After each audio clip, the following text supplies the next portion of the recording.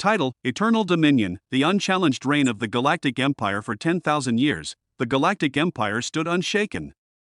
The great rebellions that once threatened its rule had been crushed, their ideals stamped out with surgical precision.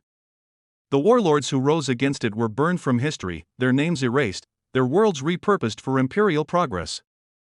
Even the enigmatic alien coalitions that had once whispered of resistance had long since bowed, their species assimilated or annihilated. This was not an empire of fragile peace, nor one of hidden fractures. It was an iron machine, its will absolute, its power inescapable. Chapter 1, The unbreakable throne. At the heart of the empire sat the throne of Eternum, occupied by the one known simply as Imperator.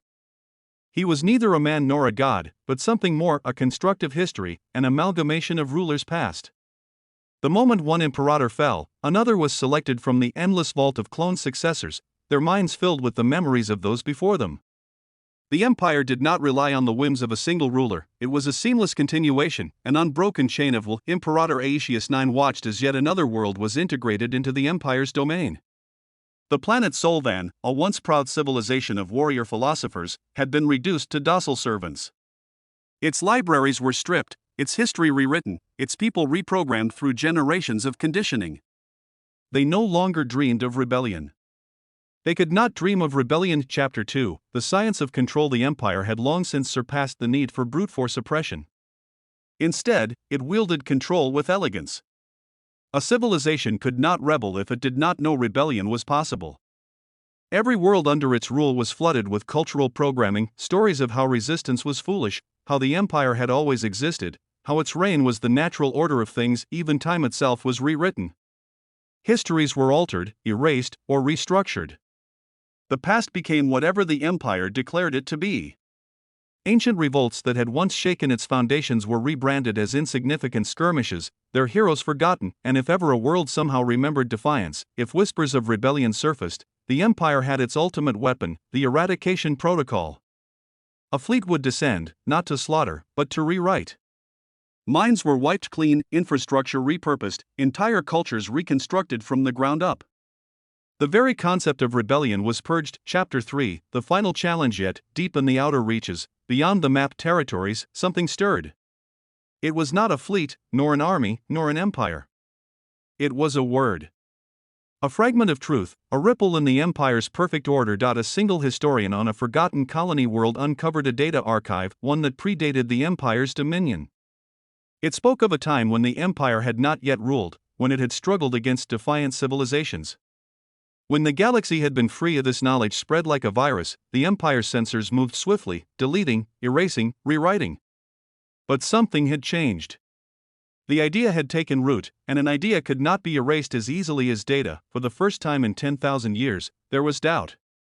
And doubt was the empire's greatest enemy. Chapter 4, The unseen war. The imperator watched as entire sectors fell into unrest, not with weapons, but with questions. Worlds that had once obeyed without thought now hesitated. The flawless machine of control began to grind, its parts no longer moving in perfect harmony. The empire had faced wars, conspiracies, and invasions. But it had never faced a war of the mind. For the first time, the imperator whispered a thought he had never considered before. Could we lose? Epilogue: The first crack. The empire did not fall in fire or battle. It fell in silence. It fell when a single citizen looked up at the towering banners of the imperator and asked, what came before? The 1,000-year reign. The war should have ended with the Battle of Sol. That was humanity's last stand. Earth burned, Mars crumbled, and Luna's fortresses fell silent. But surrender never came. Humanity, broken yet defiant, fled to the void, scattering into the dark fringes of the galaxy. And the empire? The empire endured. It won. The eternal throne. Emperor Xiphos II stood atop the grand spire of Erythia, the capital of the Galactic Empire.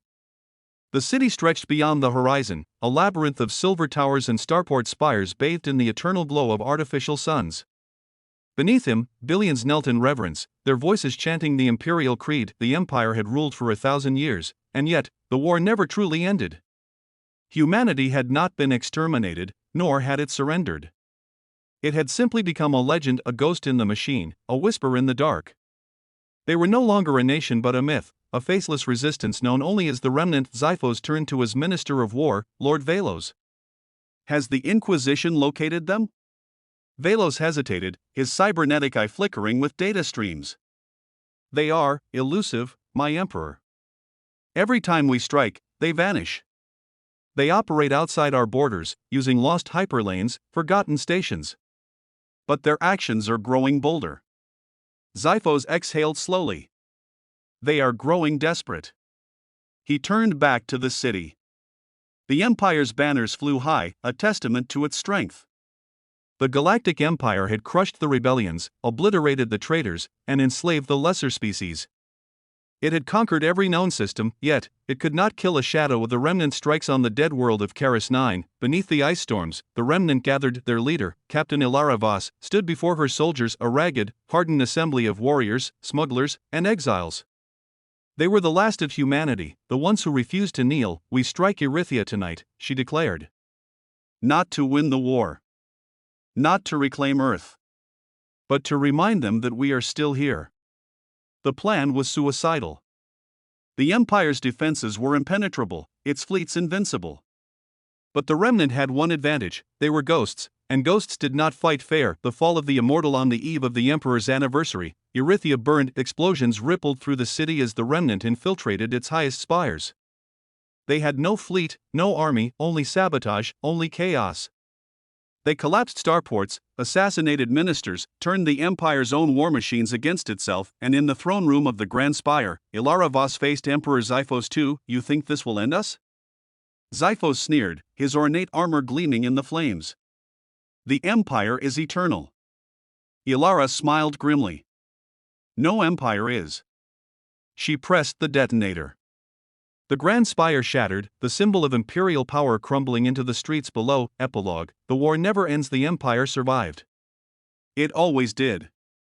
The Emperor's son took the throne, the armies crushed the insurgents, and the propaganda reshaped the story. But the remnant never died. For 1,000 years, the Galactic Empire had ruled. And for 1,000 more, humanity would resist. What if the Galactic Empire won?